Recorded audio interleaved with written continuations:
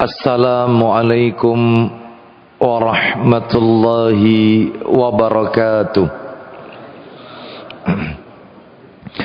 Alhamdulillah alladzi bi ni'matihi tatimmus shalihat wa ashhadu an la ilaha illallah wahdahu la syarika lah wa ashhadu anna Muhammadan abduhu wa rasuluh.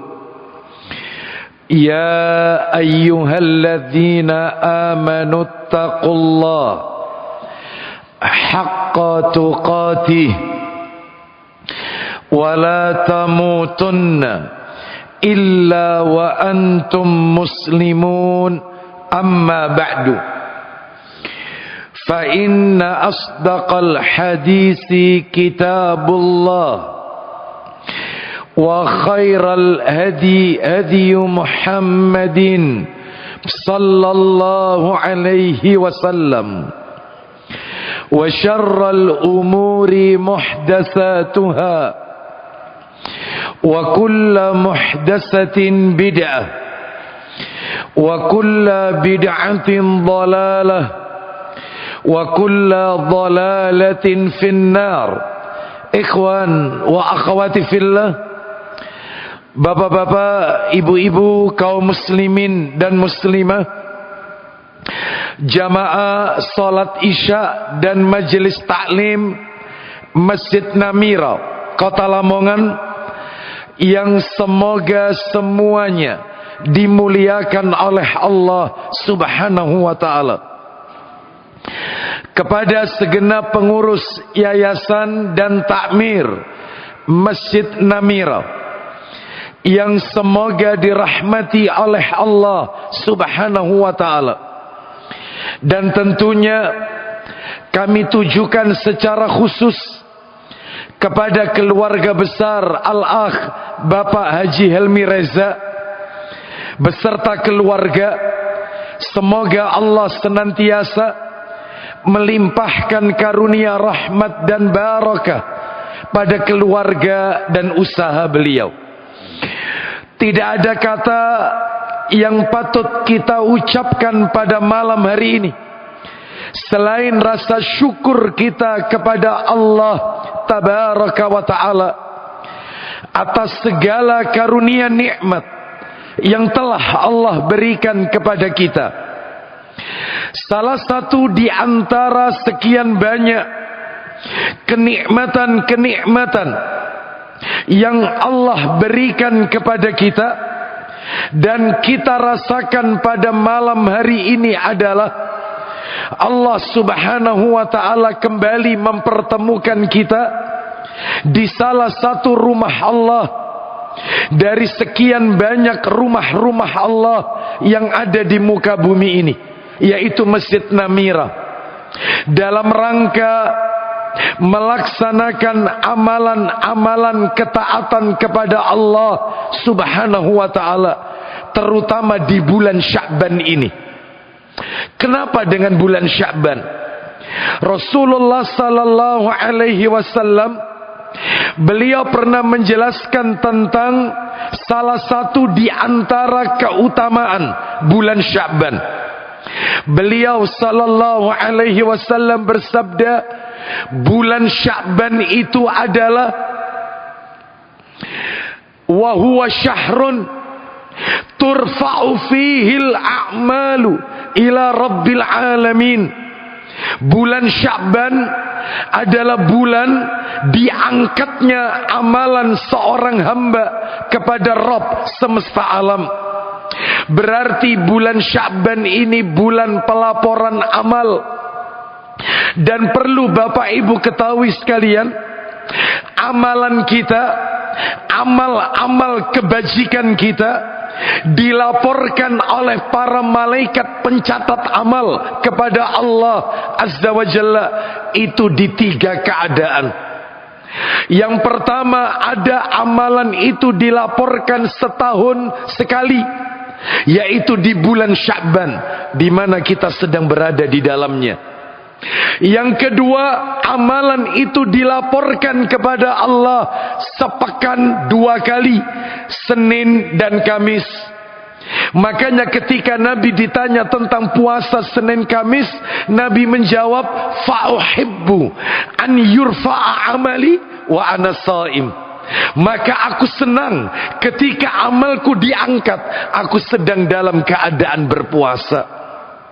Lalu yang ketiga, ada amalan itu yang dilaporkan kepada Allah sehari 2 kali, yaitu subuh dan asar, pergantian malaikat. Sekali lagi kita memohon kepada Allah, semoga seluruh amal kebaikan, amal-amal ketaatan yang kita lakukan di bulan Sya'ban ini khususnya, semuanya diterima dan diridhoi oleh Allah Subhanahu wa ta'ala. Bapak Ibu sekalian, kaum muslimin dan muslimah rahimani wa rahimakumullah, malam hari ini tanpa terasa, dengan terbenamnya matahari tadi sore sebagai pertanda masuknya waktu maghrib, maka malam ini kita sudah berada di tanggal 20 Sya'ban 1446 Hijriah.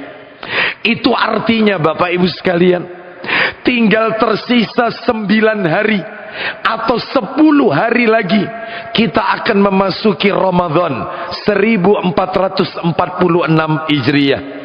Maka terkait dengan hal tersebut, kami sudah memohon izin kepada takmir Masjid Namira agar materi kita pada malam hari ini, yang semestinya melanjutkan kajian kitab Al-Kabair, kitab yang berisi tentang dosa-dosa besar, yang menurut catatan saya terakhir pertemuan kita di bulan Desember, kita sudah sampai pada dosa besar nomor 19. Sehingga sebenarnya malam hari ini kita akan masuk pada dosa besar nomor 20, 21 dan 22. Jadi 3 dosa besar sekaligus. Karena 3-tiganya ujung-ujungnya jika kita kerucutkan ketemu di titik yang sama. Apakah dosa besar yang ke-20? Mengambil harta orang lain dengan cara batil. Dosa besar yang ke-21 mencuri. Dosa besar yang ke-22 perampokan. Ujung-ujungnya mengambil harta orang secara zalim. Baik, materi ini tidak kami sampaikan malam hari ini. Insya Allah jika Allah pertemukan kita pada kesempatan-kesempatan yang akan datang, maka ba'da Ramadan kita akan lanjutkan kajian rutin kita, pembahasan kitab yang ditulis oleh Imam Az-Zahabi rahimahullah, yaitu kitab Al-Kabair. Hari ini kami sudah minta izin dan beliau mengizinkan. Materinya kami beri judul, apa yang Nabi ajarkan kepada kita di bulan Ramadan. Apa yang Nabi tunjukkan kepada kita di bulan Ramadan.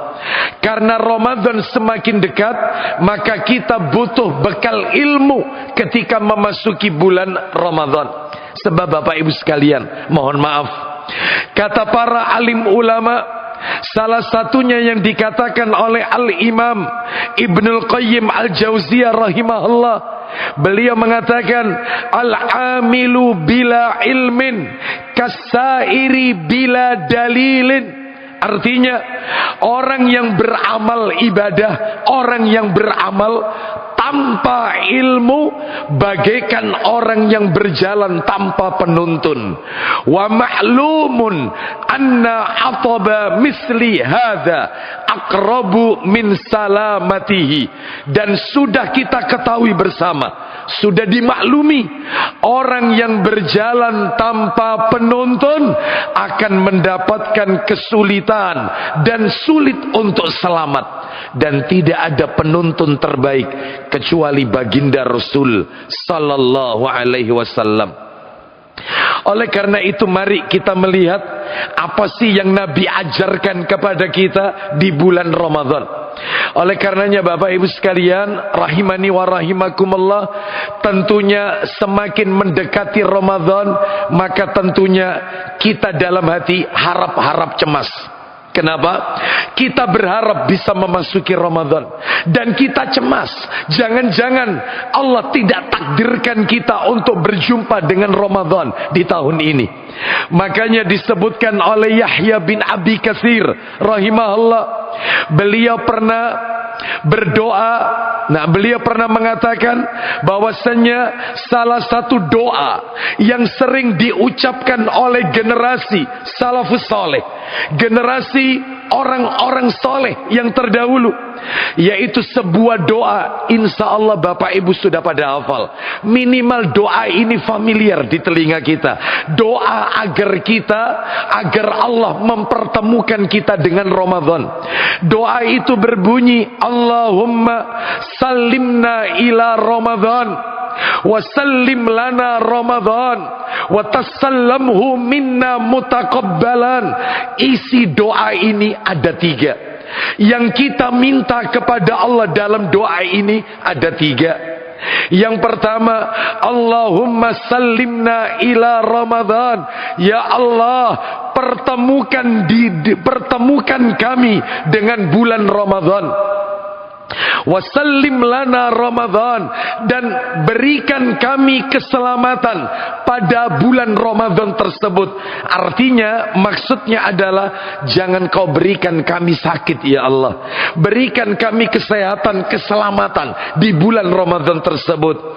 Watasallamhu minna mutaqabbalan, dan terimalah seluruh amalan kami di bulan Ramadan tersebut. Jadi doa ini mintanya 3. Minta agar Allah mempertemukan kita dengan Ramadan. Yang kedua, Allah memberikan keselamatan kepada kita di bulan Ramadan. Dan yang ketiga, meminta kepada Allah agar seluruh ibadah wajib dan ibadah sunnah di bulan Ramadan semuanya diterima oleh Allah Subhanahu wa taala. Semoga Allah pertemukan kita dengan Ramadan di tahun ini. Bapak Ibu kaum muslimin dan muslimah rahimani wa rahimakumullah, maka kita langsung masuk materi kita karena mengingat waktu kita terbatas.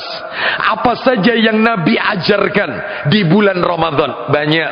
Di antaranya adalah yang pertama, yang Nabi ajarkan di bulan Ramadan adalah Rasulullah sallallahu alaihi wasallam, beliau tidak akan pernah memulai saum, beliau tidak akan pernah memulai puasa Ramadan kecuali dengan melihat hilal. Melihat hilal. Mana dalilnya? Dalil disebutkan di dalam riwayat Bukhari, bersumber dari Abu Hurairah radhiyallahu an, dia berkata, Rasulullah sallallahu alaihi wasallam beliau bersabda, sumu li ru'yatihi wa aftiru li ru'yatihi fa in ghubbiya alaikum fa akmilu iddata sya'bana 30. Apa kata Nabi? Nabi bersabda, riwayat Bukhari ini Bapak Ibu sekalian. Nanti kalau catatannya tertinggal, maka jangan khawatir, PDF-nya akan kami berikan ke Takmir Masjid Namira. Silakan panjenengan bisa minta kepada beliau. Baik, kita lanjutkan terjemahannya. Apa kata Nabi? Sumu li ru'yatihi, berpuasalah kalian dengan melihat hilal.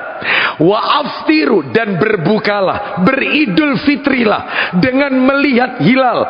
Berarti penetapan 1 Ramadan, penetapan 1 Syawal, ru'yatul hilal.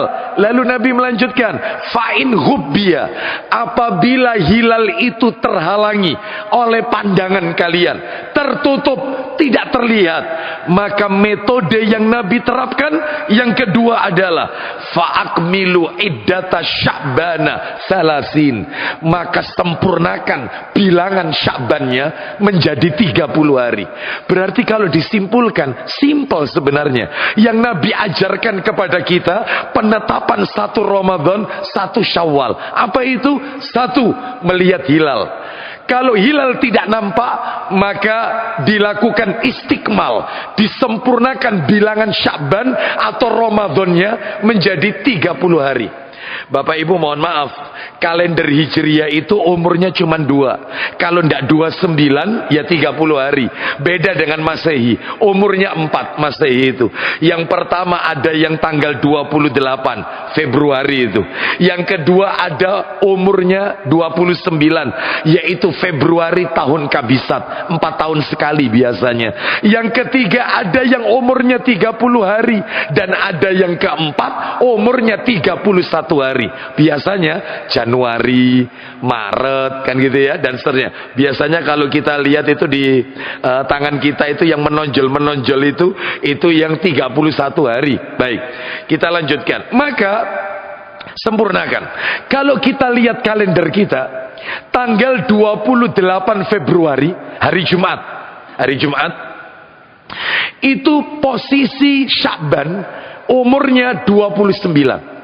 Maka tentunya kita lihat, jika nanti tim yang ditebarkan oleh pemerintah kita, ulil amri kita, ternyata tidak nampak hilal, tertutup, entah itu karena sebab hujan dan seterusnya, terhalangi, sekalipun sudah menggunakan teropong untuk memaksimalkan pandangan mata, nah, melihat hilal ternyata tidak terlihat, berarti kalau begitu Jumat malam Sabtu 28 Februari tidak jadi tarawih kita yang pertama. Berarti kalau begitu Sya'bannya digenapkan 30 hari, berarti tanggal 1 Maret hari Sabtu itu tarawih kita yang pertama, 2 Maret sahur puasa kita yang pertama. Kalau tidak terlihat 28 Februari. Karena umurnya 29. Jika nanti itu terlihat, maka berarti Jumat malam Sabtu 28 Februari tarawih kita yang pertama, 1 Maret hari Sabtu, itulah puasa Ramadan kita yang pertama, sahur yang pertama. Maka tentunya menunggu sidang isbat yang dilakukan oleh ulil amri kita. Ustadz, ulil amrinya bla bla bla bla bla. Ustadz, ulil amrinya tanda kutip garis bawahi, tanda kutip, maaf, tanda kutip, tak ulang-ulang, tanda kutip, dirasa zalim, menzalimi rakyat. Ulil amrinya zalim, kebijakannya menyengsarakan rakyat. Baik, urusan dia sama Allah. Urusan kita ikut, karena dia memerintahkan kita untuk kebaikan. Oleh karena itu, ikhwani fiddin rahimani wa rahimakumullah, kalau kepingin Ramadannya bareng, Idul Fitrinya bareng, maka yang punya wewenang untuk menetapkan ini adalah maaf, bukan ormas, tetapi ulil amri. Ormas bukan ulil amri. Maka ikuti ulil amri, atiullah wa ati rasul wa ulil amri minkum. Taatilah ulil amri di antara kalian. Wallahu a'lam bishawab. Lah kalau setiap kelompok atau setiap ormas diberikan wewenang, akibatnya terjadilah beberapa tahun-tahun yang lalu. Ada yang lebih duluan, ada yang akhir, bahkan ada yang langsung telepon sama Allah tahun yang lalu. Ada nggak yang langsung telepon? Ada. Ya, saya nggak tahu tahun ini telepon atau chatting, saya nggak tahu. Ya, ada juga yang dari Sulawesi, ya Naksabandia, itu juga berbeda. Ada juga yang menetapkan 1 Ramadan 1 Syawal pakai kalender Jawa. Rame berarti, tanggalnya banyak. Maka kalau kepingin bareng, yang punya otoritas adalah ulil amri. Wallahu a'lam bishawab. Kemarin ada jamaah kita yang ikut kajian online, yaitu dia tanya dari luar negeri, Ustadz, saya muslim, saya tinggal yaitu di luar negeri, ulil amrinya kafir, maka bagaimana ini? Yang saya ikuti yang mana? Sedangkan ulil amri bukan muslim, non muslim, apakah saya harus taat? Maka Anda taat kepada ulama setempat yang memiliki otoritas untuk menetapkan. Mungkin majelisnya, mungkin yaitu ulama-ulama yang lainnya. Wallahu a'lam wa bishawab. Baik, ini yang pertama ya. Jadi dengan ru'yatul hilal. Yang kedua yang Nabi ajarkan, Rasulullah sallallahu alaihi wasallam di bulan Ramadan mewajibkan kita untuk berpuasa. Jelas, karena puasa Ramadan hukumnya wajib. Bahkan puasa Ramadan termasuk rukun Islam yang nomor 4 setelah zakat, sebelum haji. Jelas. Mana dalilnya? Kalau puasa Ramadan hukumnya wajib. Insya Allah Bapak Ibu sudah pada hafal.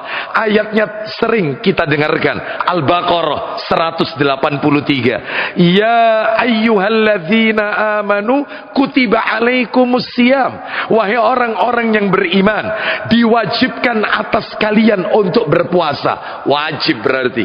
Memangnya ada yang tidak diwajibkan Ustaz? Ada. Ada 10 orang tidak wajib puasa, 10 orang diberi dispensasi untuk tidak berpuasa, 10 orang dikasih keringanan, rukhsah, dimaafkan jika dia tidak berpuasa karena terkena udzur syar'i. Hanya 10 orang. Siapakah dia? Singkat saja. Yang pertama sakit menahun. Orang yang sakit berat maka tidak wajib puasa. Sakit yang tidak kunjung sembuh itu sakit menahun. Baik. Yang kedua lah, kalau misalnya sakitnya ringan, ya tetap puasa. Panu Ustaz, ya tetap lah, panuan masa gak puasa, ya tetap ya. Sakit gigi, tetap puasa sakit gigi. Lah terus kalau sakit hati, apalagi sakit hati, maka ini obatnya ibadah itu. Baik. Jadi sakit menahun ya, sakit yang tidak kunjung sembuh, sakit berat. Yang kedua adalah, yaitu anak kecil yang belum baligh. Anak kecil yang belum balik, maka dia ketika tidak berpuasa, pena itu diangkat. Rufi al-qalamu, pena itu diangkat. Salah satunya, maksudnya pena diangkat, tidak tertulis dosa.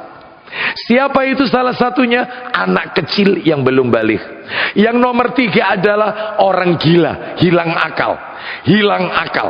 Bagaimana dia bisa puasa? Lawang dia saja merawat dirinya nggak bisa. Makanya orang hilang akal, nggak sholat, di jalan-jalan dia di tengah siang hari Ramadan dia makan minum, nggak dosa ini. Ya, Ustadz ini bukan gila tapi amnesia. Amnesia, yaitu lupa. Kalau amnesianya, lupanya lupa berat, ya, pekonnya pekon berat, sehingga dia sudah lupa ini keluarganya atau bukan. Dia lupa padahal dia tinggal di rumahnya, tapi dia tidak tahu ini rumahnya siapa, padahal itu rumahnya. Dan ini yang dihadapannya anaknya, dia pun lupa. Oh, ini berat berarti amnesia. Maka masuk kategori hilang akal. Boleh nggak puasa? Boleh. Tapi kalau pekunnya musiman, Ramadan sampel, Idul Fitri waras, nggak bener yang kayak gini, ya, nggak ada yang kayak gini, nggak ada, ya. Jadi ini betul-betul pekun, ini betul-betul hilang akal, gila. Jadi sakit, anak kecil hilang akal, sudah 3 ya, 10 orang ini. Yang nomor 4 adalah wanita haid, nggak wajib puasa. Ya jelas nggak puasa wanita haid. Yang kelima wanita nifas, melahirkan, nggak puasa. Yang nomor 6 wanita hamil. Nomor 7 wanita menyusui. Saya tahan sampai 7 dulu ya, saya tahan. Ingin merinci dikit. Hamil menyusui. Ya. Ada yang tanya, Ustadz, wanita hamil ini Ustadz, itu qadha atau bayar fidyah Ustadz? Wanita hamil, wanita menyusui, bayar utang Ramadan qadha atau bayar fidyah? Ada ibu-ibu bertanya, Ustadz, tahun yang lalu 2024 saya hamil, melahirkan terus menyusui. Tahun ini Ustadz saya hamil lagi, insya Allah tahun depan hamil lagi saya Ustadz. Masya Allah, ini tiap tahun ini, Masya Allah, kejar target rupanya ya. Baik. Ya apa, utang saya banyak, sebulan kali 3 tahun, bayangkan 90 hari. Maka begini Bapak Ibu, ada rinciannya. Saya hentikan sampai nomor 7 dulu ya, rinciannya. Ini wanita ini qadha atau bayar fidyah. Caranya, rumusnya, sepakat para alim ulama begini. Jika wanita hamil atau menyusui, dia lebih mengkhawatirkan dirinya, dia tidak mengkhawatirkan janinnya. Ustadz, kalau saya hamil menyusui, saya itu tidak kuat kalau puasa. Kalau anak saya insya Allah fine saja, nggak apa-apa, nggak masalah. Insya Allah bayi saya, anak saya, janin saya kuat. Saya yang tidak kuat. Berarti Anda mengkhawatirkan diri Anda tok, dan Anda tidak mengkhawatirkan anak Anda. Enje Ustaz. Maka wanita ini qadha, nggak bayar fidyah, harus qadha, karena dia mengkhawatirkan dirinya. Yang kedua, jika wanita hamil dan menyusui lebih mengkhawatirkan dirinya dan anaknya, dua-duanya. Saya kalau puasa Ustaz lagi hamil menyusui, saya tidak kuat Ustaz. Terus kasihan anak saya juga, nggak dapat asupan ASI yang bagus karena saya puasa. Jadi saya sakno kasihan sama anak saya. Berarti Anda mengkhawatirkan diri Anda dan bayi janin Anda. Betul Ustaz. Maka Anda kayak nomor 1 tadi, qadha, nggak bayar fidyah. Harus qadha, nggak bayar fidyah. Harus diqadha, bukan bayar fidyah. Lah yang nomor 3 yang beda. Wanita hamil menyusui, dia lebih mengkhawatirkan anaknya. Dia tidak. Saya ini lagi hamil menyusui Ustaz. Kalau saya puasa saya kuat. Saya kuat. Tapi kasihan anak saya. Berarti Anda mengkhawatirkan bayi Anda tok. Anda tidak khawatir terhadap diri Anda. Iya, saya kuat. Maka wanita yang ketiga ini double kenanya. Ya wajib qadha, ya plus bayar fidyah. Ya qadha, ya bayar fidyah. Maka tanyakan kepada wanita itu, dia lebih mengkhawatirkan apa? Tolong, manusia bisa dibohongi, tapi Allah tidak bisa dibohongi. Baik, maka harus tanyakan kepada wanita tersebut. Baik, kembali ya ke urutannya. Kan ada 10 orang nih. Orang 7, yang nomor 7 menyusui. Yang nomor 8 adalah, yang ke-8, orang-orang yang tidak terkena kewajiban berpuasa adalah musafir, safar yang berat. Yang ke-9 adalah, yaitu ke-9, yang ke-9 ini adalah orang lansia tua renta. Lansia tua renta. Yang ke-10 orang kafir, non muslim, berlainan akidah. Maka itulah 10 orang yang diberikan rukhsah keringanan untuk tidak puasa. Ustadz kuli bangunan, Ustadz tukang bangunan yang dia naik ke atap siang hari, tentunya melelahkan, atau tukang beca, atau mungkin mereka yang ada di jalanan seharian, ojol, ojek online dan seterusnya. Panas ini Ustadz, apa ndak ada rukhsah? 10 orang tadi tidak disebut pekerja keras, nggak ada. Tetap puasa, kecuali jika dia bekerja terus sakit, maka dia tidak puasanya gara-gara sakitnya, bukan gara-gara pekerjaannya tadi. Jadi pekerja keras tetap puasa, nggak ada deh. Yang ada dispensasi cuma 10 tadi. Baik, bisa dipahami sampai di sini Bapak Ibu. Sekarang nomor 3 yang Nabi ajarkan di bulan Ramadan. Yang ketiga adalah, bahwasanya Rasulullah sallallahu alaihi wasallam mengajarkan kepada kita untuk menghidupkan bulan Ramadan dengan sholat tarawih bersama imam sampai imam selesai. Sholat tarawih bersama imam sampai imam selesai.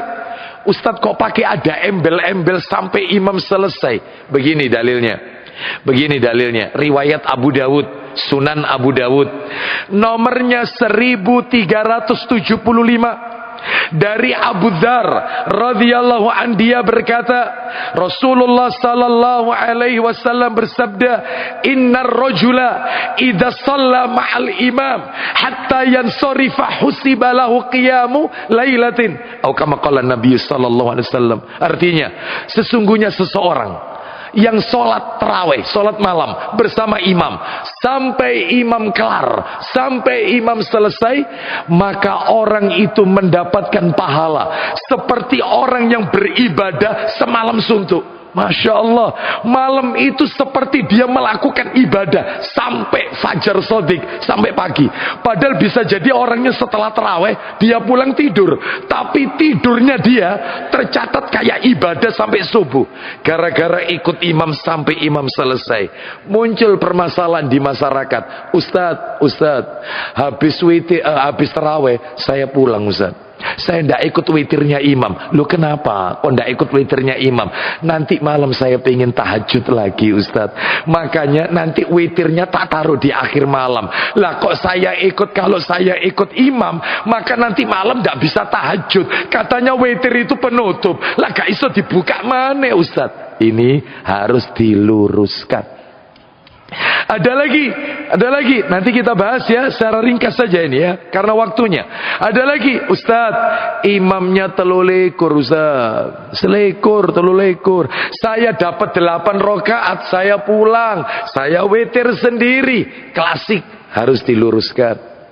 Yang ketiga, Ustadz, saya sholat di masjid, imamnya 21, tapi saya tidak pulang kok.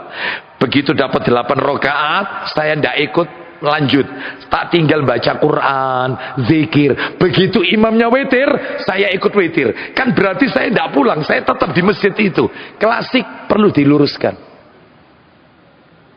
Ya, lah terus yang benar yang bagaimana? Ikut imam sampai imam selesai.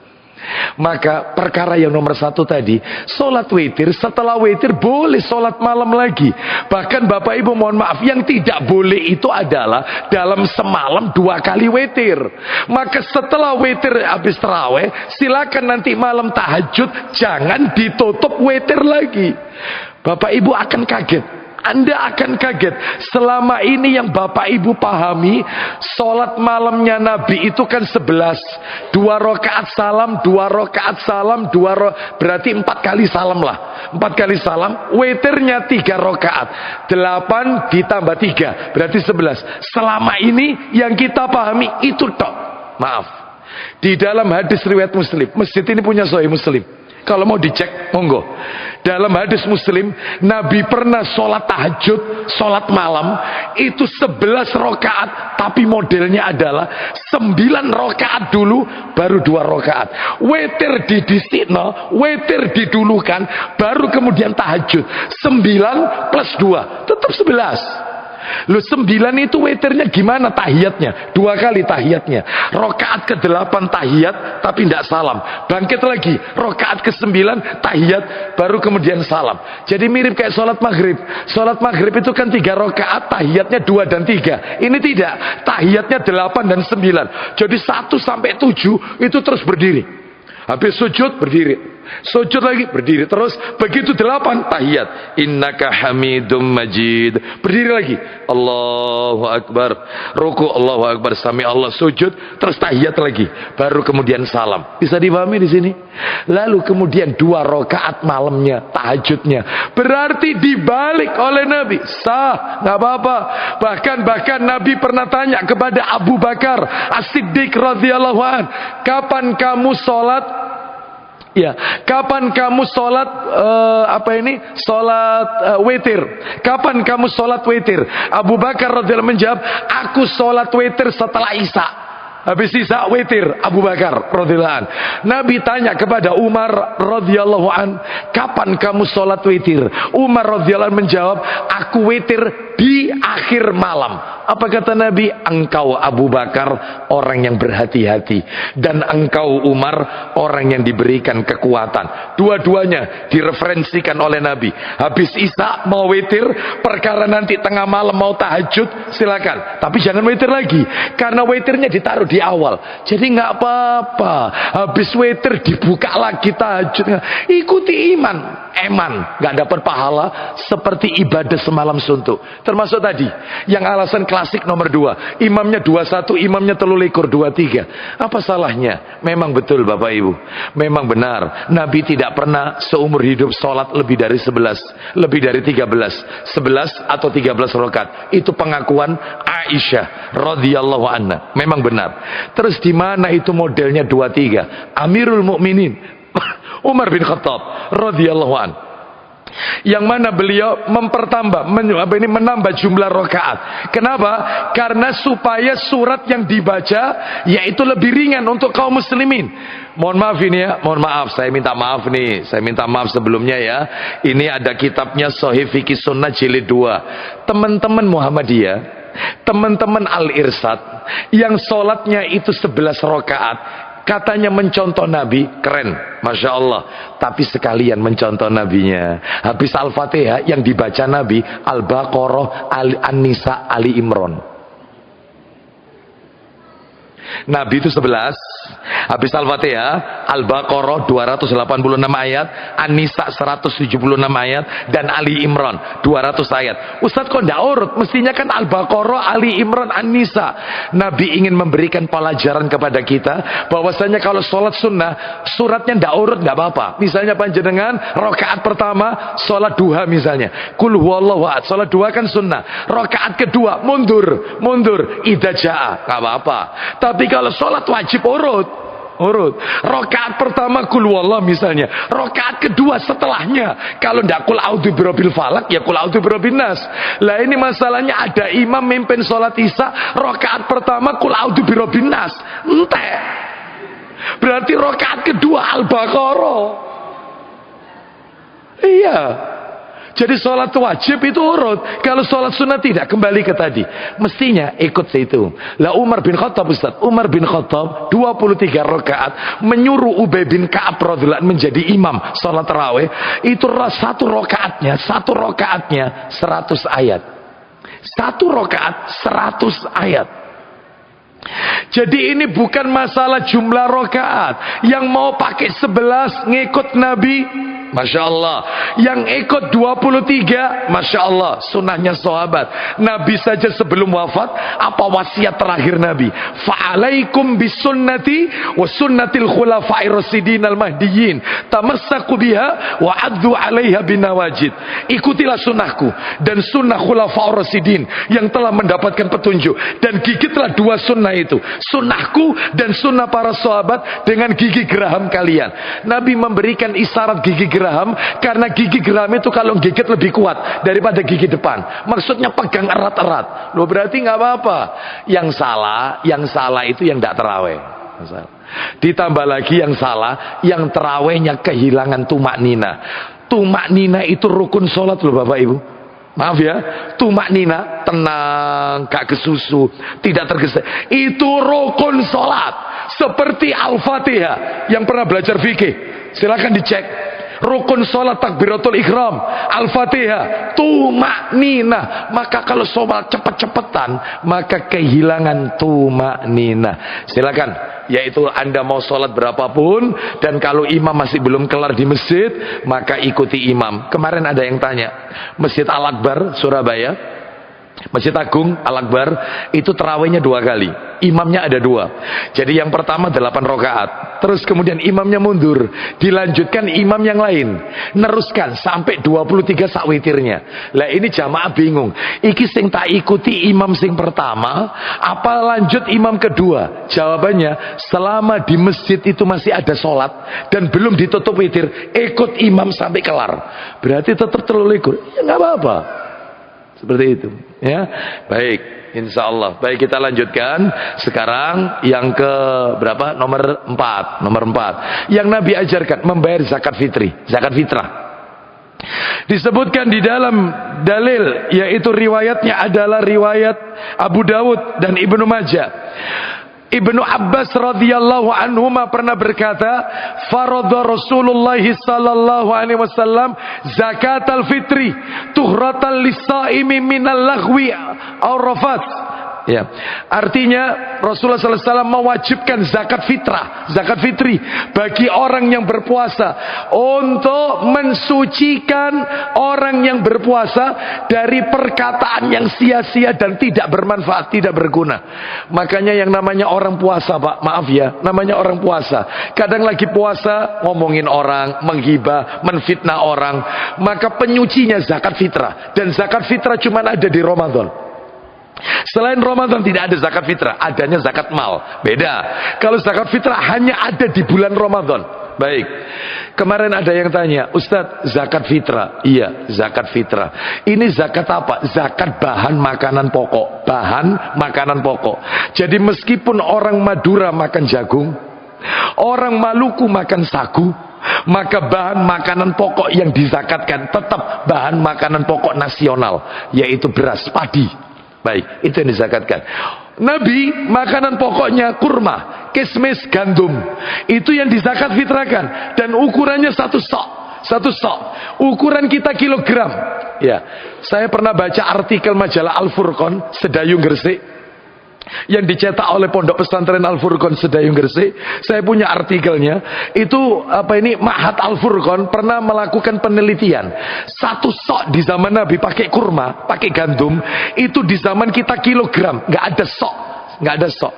Satu sok itu setara 4 mut.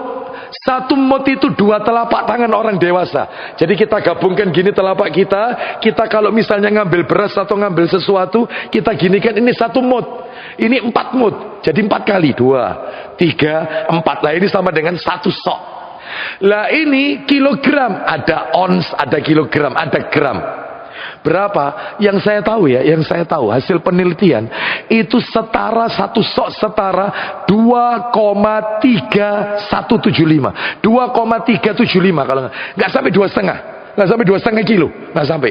Maka kalau sekarang kita zakat fitrah 2,5 kilo sudah cukup. Tetapi saya saya pribadi cenderung mengikuti fatwanya Ibnu Utsaimin rahimahullah. Karena beras itu ada yang kecil-kecil potongan, ada yang panjang-panjang beras itu. Maka karena ini ukurannya bisa berbeda, maka yang lebih aman 3 kilo. Saya pribadi, monggo panjenengan yang mau pakai pendapat 2,5 kilo itu sudah cukup.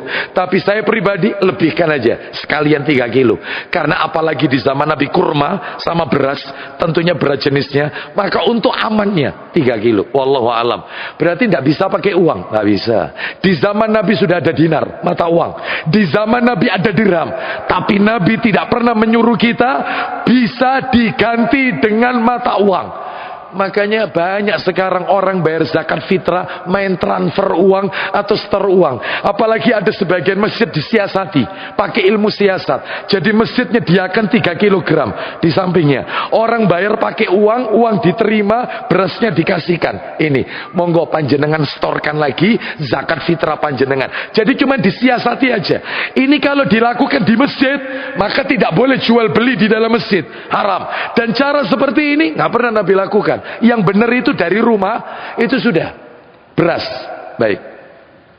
Ada yang tanya kemarin, Ustadz, saya Idul Fitri mudik ke Banyuwangi. Terus pertanyaannya, zakat fitrah saya tak bayar di Surabaya atau di Banyuwangi? Nah, rumusnya Bapak Ibu diingat-ingat ya.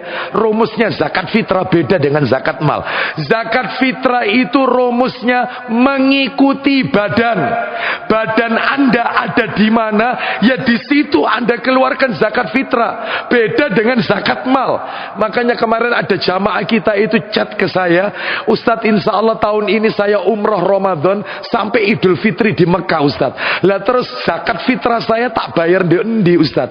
Apa saya perlu telepon anak saya tak suruh bayarkan zakat fitrah papanya mamanya di Surabaya, atau cukup saya bayar di Mekah? Rumusnya zakat fitrah ngikuti badan. Badan Anda ada di mana, itu Anda keluarkan. Bisa dipahami sampai di sini? Tapi kalau zakat mal mengikuti di mana harta itu Anda tanam. Anda buka rekeningnya di mana? Anda buka depositonya di mana? Anda buka rekening di Lamongan. Maka zakat fitrah berupa harta Anda berikan kepada sekitar saudara kita yang membutuhkan, sekitar di mana Anda tinggal. Ustadz lah, kalau misalnya tak transfer ada yang lebih membutuhkan, nggak apa-apa, boleh, opsi lain itu. Tapi intinya zakat fitrah itu di mana kita berada. Wallahu a'lam bishawab. Sekarang yang nomor 5, memperbanyak sedekah. Iya Bapak Ibu, jangan pelit. Jangan belit bulan Ramadan, perbanyak sedekah. Kenapa? Di dalam hadis riwayat Bukhari, Ibnu Abbas radhiyallahu anhuma, beliau pernah berkata, kana Rasulullah sallallahu alaihi wasallam ajwadan nas wa kana ajwada ma yakunu fi Ramadan. Rasulullah sallallahu alaihi wasallam adalah orang yang paling dermawan dan akan lebih dermawan lagi kalau di bulan Ramadan, sampai-sampai diibaratkan seperti angin kencang yang berhembus. Oh, seperti itu. Gencar sedekahnya. Jangan pelit. Ya. Ini yang nomor berapa tadi itu? 5. Nomor 6, memperbanyak baca Quran. Oh iya, jelas. Kenapa? Karena Ramadan bulan diturunkan Al-Quran. Sebagaimana Allah berfirman, insya Allah Bapak Ibu sudah pada hafal Al-Baqarah ayat 185.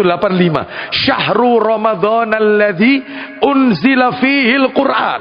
Bulan Ramadan adalah bulan diturunkannya Al-Quran.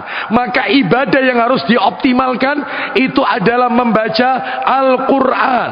Bapak Ibu sekalian, saya tunjukkan para ulama-ulama salaf terdahulu terkait dengan Al-Quranul Karim. Dikatakan oleh Rabi' bin Sulaiman rahimahullah, beliau berkata, kana Syafi'i yakhtimul Qur'ana fi Ramadan sittina khatmatan. Imam Syafi'i rahimahullah, yang nama aslinya Muhammad bin Idris rahimahullah. Imam Syafi'i lahir di Gaza, Palestina, single parent, gak ada bapak. Jadi beliau dikirim oleh ibunya ke Madinah belajar dengan Imam Malik. Imam Syafi'i hafal Quran umur 10 tahun.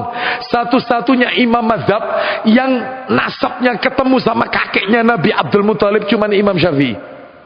Ketemu nasabnya Imam Syafi'i. Konon katanya negeri kita mayoritas mazhabnya Syafi'i kan. Imam Syafi'i di bulan Ramadan hatam Quran 60 kali. Sehari 2 kali. Utsman bin Affan radhiyallahu an, sahabat Nabi, bahkan termasuk menantu Nabi, karena putri Nabi juga dinikahi oleh Utsman bin Affan. Jadi Nabi punya mantu bukan hanya Ali bin Abi Thalib, bukan, tetapi Nabi juga punya menantu Utsman bin Affan radhiyallahu an. Itu hatam Quran di bulan Ramadan 30 kali, berarti sehari sekali. Bapak Ibu tahun yang lalu berapa kali? Alhamdulillah berkali-kali ya. Alhamdulillah, Masya Allah, senang dengarnya ya. Berkali-kali, Masya Allah. Ya, saya nggak tahu ini 30 juz atau juz 30 yang berkali-kali. Baik, kita lanjutkan. Yang ketujuh, memberikan buka puasa orang yang berpuasa. Masya Allah. Ngasih buka puasa, Pak, Bu, jangan diremehkan. Rasulullah sallallahu alaihi wasallam beliau pernah bersabda, hadis riwayat Ibnu Huzaimah. Apa kata Nabi? Man fattara shaiman kana lahu mislu ajrihim. Ya, barang siapa yang memberi buka puasa orang yang berpuasa, maka dia mendapatkan pahala seperti pahala orang yang berpuasa itu, tanpa mengurangi pahala orang yang berpuasa itu. Maka jangan diremehkan air mineral yang cup, yang gelas, 1 dus isi 48. Itu Anda berikan ke masjid, tiap orang ngambil satu-satu, Anda dapat pahala seperti 48 orang yang berpuasa. Belum lagi kurma berdus-dus. Makanya saya nggak bisa bayangkan apa yang dilakukan oleh yaitu keluarga besar Masjid Namira. Yaitu melayani jamaah sampai ribuan, ya nasi bungkusnya, ya kurmanya, ya air mineralnya. Oh, ini pahala amalannya bukan hanya orang yang mengeluarkan harta, tapi sak panitia yang melayani jamaah oleh pahalanya. Makanya Bapak Ibu jangan pelit di bulan Ramadan. Dan kalau bisa menu buka puasa yang diberikan yang bagus, yang layak lah. Paling tidak hari pertama nasi kabuli, hari pertama. Hari kedua nasi mandi. Hari ketiga nasi Bukhari. Hari keempat kambing goreng. Itu insya Allah kalau di Masjid Nabi gitu terus. Saya kesini terus insya Allah. Ya, jangan di masjid-masjid yang lain seperti itu. Saya pernah, ya Allah, ya, dikasih UT ya Allah, dikasih. Ini mesti ketemu tiap Ramadan, mesti ketemu UT. Ya. Andai kata UT itu bisa ngomong dia, ketemu mana bentahun. Ya Allah. Kurma yang diberikan, ya Allah, kurmanya kalau bisa kurma yang minimal sukari, kalau tidak rutop sekalian. Karena Nabi kalau buka puasa pakai rutop, kalau sahur pakai tamar, kurma kering. Beda loh, sahur sama bukanya Nabi. Sahur pakai kurma kering, berbuka rutop, kurma basah. Itu. Ini tidak, kurma yang diberikan kurma yang alot itu loh. Sampai ada orang itu gigit kurma itu gini. Terus karena nggak bisa digigit, dimut. Saya tanya, Pak, kenapa sampean ngemut permen? Ini buka puasa, coba masa ngemut permen? Iya, dudu satiki kurma. Oh lah, kenapa kok dimut? Wangel cakot-cakotane. Allah ya, kalau bisa. Dan insya Allah yang saya tahu, karena setiap tahun saya ada di Masjid Nabila, maka banyak untuk melayani jamaah luar biasa, dan jenis kurmanya adalah kurma yang terbaik untuk jamaah. Mudah-mudahan amalan seluruh petinggi Masjid Namira sampai yang paling bawah semuanya diterima, diridhoi oleh Allah Subhanahu wa taala, mendapatkan ganjaran berlipat ganda di sisi Allah Azza wa Jalla. Baik, kemudian yang berikutnya adalah yang ke berapa Bapak Ibu? Yang ke-8. Yang ke-8 melakukan umrah di bulan Ramadan. Kenapa? Karena Nabi sallallahu alaihi wasallam bersabda ketika ditanya, "Fama ya'dilu hajja ma'ak?" Amalan apa yang setara dengan haji bersamamu, wahai Rasulullah? Kata Nabi, umratun fi Ramadan, umrah di bulan Ramadan. Mudah-mudahan Bapak Ibu dimudahkan bisa umrah di bulan Ramadan. Kalau bukan Ramadan tahun ini, tapi Ramadan yang akan datang. Ya, baik, mudah-mudahan dimudahkan. Nomor 9, mengoptimalkan ibadah saat Lailatul Qadar. Lailatul Qadar 10 hari terakhir, Nabi SAW bersabda riwayat Bukhari, "Man yakum lailatal qadri imanan wa ihtisaban, ghufira lahu ma taqaddama min dambihi." Barang siapa yang salat di malam Qadar, salat di malam Qadar, berdiri di malam Qadar, maksudnya salat qiyamul lail, maka karena iman dan ikhtisab Allah ampuni dosa-dosanya yang telah lalu. Makanya 10 hari terakhir perbanyak doa, Allahumma innaka afuwun tuhibbul afwa fa'fu anni. Perbanyak. 10, jaga lisan. Di bulan Ramadan jaga lisan. Jangan berkata kotor, jangan berkata dusta, jorok, jangan. Sebab Nabi sallallahu alaihi wasallam bersabda, "Man lam yada' qaulaz zuri wal amala bihi, falaysa lillahi hajatun fi an yada'a ta'amahu wa syarabahu." Barang siapa yang tidak bisa meninggalkan ucapan kotor, dusta, jorok, ya sumpah palsu dan seterusnya, Allah enggak butuh dia meninggalkan makan dan minumnya. Allah enggak butuh dia mau puasa, mau enggak puasa, Allah enggak butuh. Berarti Ramadannya gagal total karena lisan tidak dijaga. Memang betul puasanya tidak batal, yang batal pahalanya. Makanya betul kata Nabi, rubba shaimin laisa lahu min siyamihi ilal ju'. Berapa banyak orang-orang yang berpuasa, dia tidak mendapatkan apa-apa kecuali rasa lapar. Lapar melilit perut, haus mencekik tenggorokan, nggak lebih dari itu. Wallahu a'lam bishawab. Hati-hati ya. Yang berikutnya, yang ke-11. Ya, ke-11 ini ya. Iktikaf 10 hari terakhir. Bapak Ibu harus tahu ya, di dalam riwayat Muslim, Nabi itu ketika menjelang wafat iktikaf 20 hari. Menjelang wafat iktikaf 20 hari. Berarti semakin Nabi berusia tua, maka ibadahnya tidak kendor, tetapi semakin semangat. Mestinya kita mencontoh baginda Rasul sallallahu alaihi wasallam. Terus yang kemudian yang nomor 12, perbanyak doa. Perbanyak doa Bapak Ibu di bulan Ramadan. Dan Bapak Ibu tahu doa yang mustajab di bulan Ramadan, Rasulullah sallallahu alaihi wasallam bersabda, "Inna likulli muslimin fi kulli yaumin wa lailatin da'watan mustajabatan." Sesungguhnya setiap muslim pada setiap hari dan setiap malam di bulan Ramadan memiliki doa yang mustajab. Bapak Ibu tahu doa mustajab di bulan Ramadan itu tempatnya di mana? Saya kasih bocoran satu aja. Sebenarnya banyak, tempatnya banyak. Cuman satu saya kasih, yaitu menjelang berbuka. Menjelang berbuka.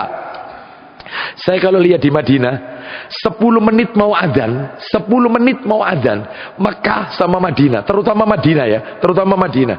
Itu begitu mau adzan, kondisi masjid itu sepi, hening, nggak ada suara. Yang kita dengarkan itu cuman isakan tangis jamaah.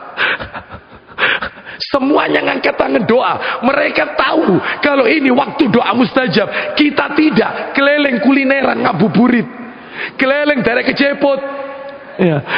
Apa kecepot ini ya? Keleleng cari tahu isi es cendol. Ya astagfirullah. Ini waktu doa mustajab. Banyak berdoa kepada Allah. Dan masih banyak waktu-waktu yang lain di bulan Ramadan. Ya, manfaatkan.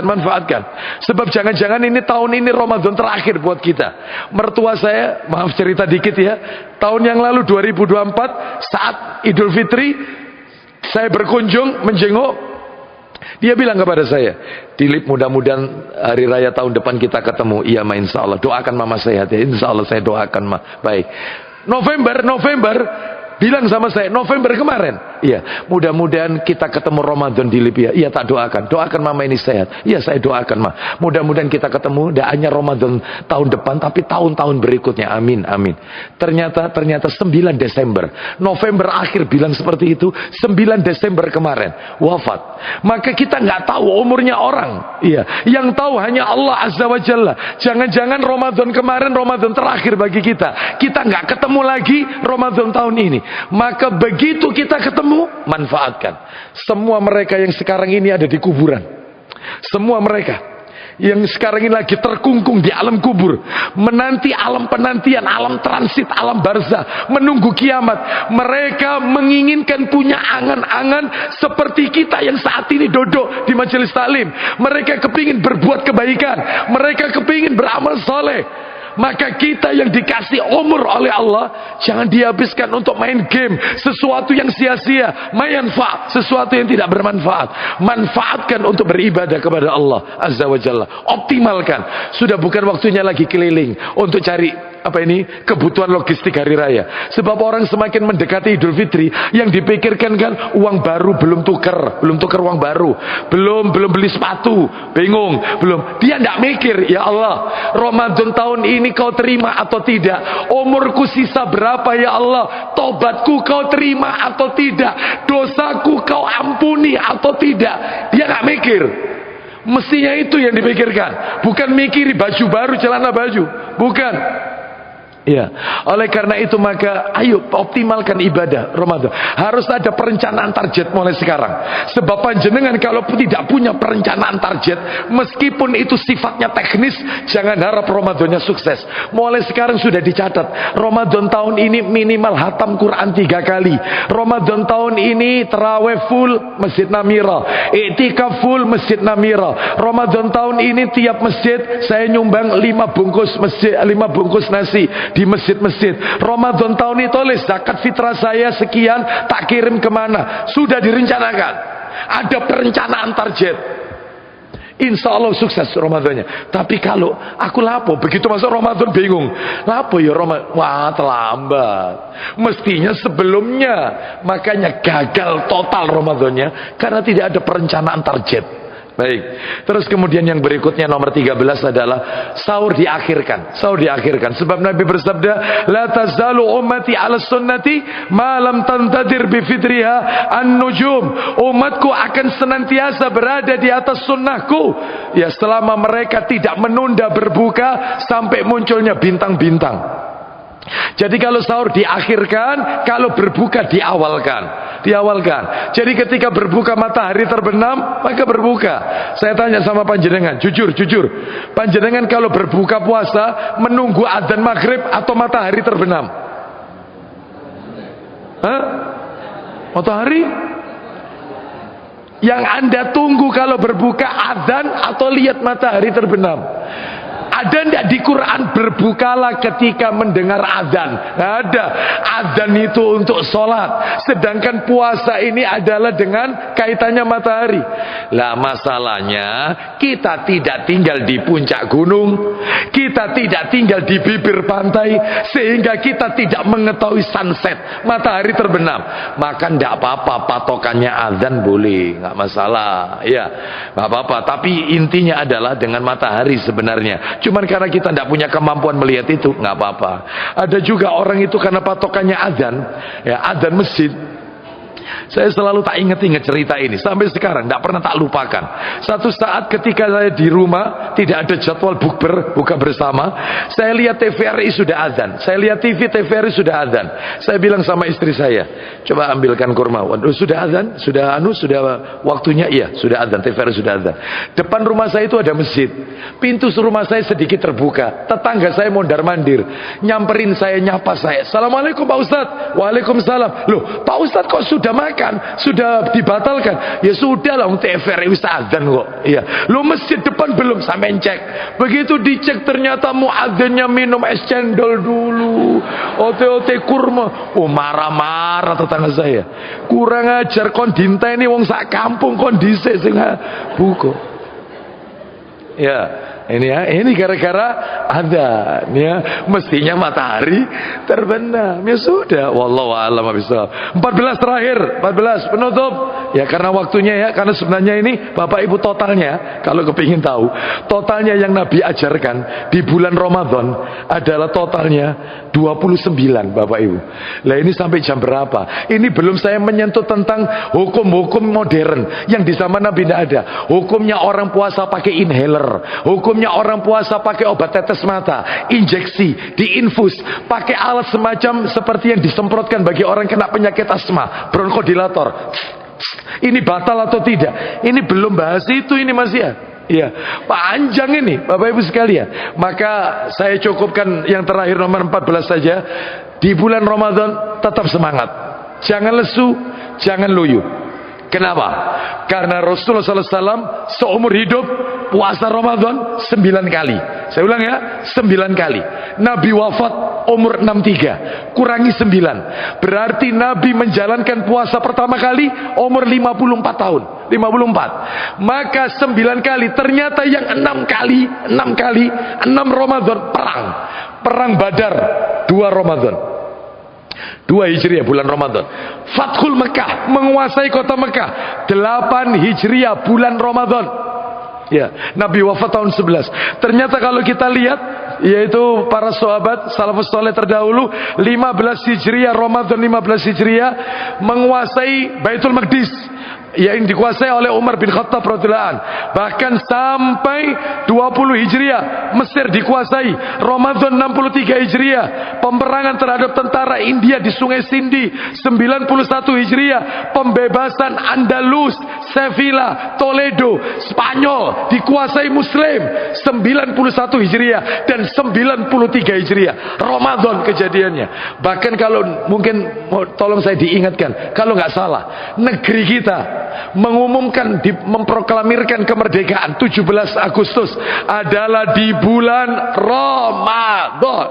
Berarti Ramadan ini bulan jihad, bulan semangat, bukan bulan loyo-loyoan, tidur-tiduran, habis subuh tidur bangun zuhur mandi tidur lagi. Wah, terus pakai dalil tidurnya orang puasa itu. Wah, ini hadis palsu, ini hadis murni riwayat Facebook, riwayat IG ini ya. Baik, Nabi nggak pernah mengatakan demikian. Semangat, ini baru Ramadan, baru sehari jalannya nyeret, lesu. La ilaha illallah ya. Maka ayo semangat, mudah-mudahan Allah mudahkan kita. Semoga Allah pertemukan kita dengan bulan Ramadan di tahun ini. Mudah-mudahan Allah meridhoi amal ibadah kita. Demikian kami tutup. Sebenarnya masih banyak materinya. Insya Allah nanti PDF-nya akan kami share ke takmir Masjid Namiro. Kita akhiri, wassallallahu ala nabiyyina wa ala alihi washabihi wasallam. Subhanakallahumma wa bihamdika asyhadu an la ilaha illa anta astaghfiruka wa atubu ilaik. Wa akhiru da'wana anil hamdulillahi rabbil alamin. Assalamualaikum warahmatullahi wabarakatuh.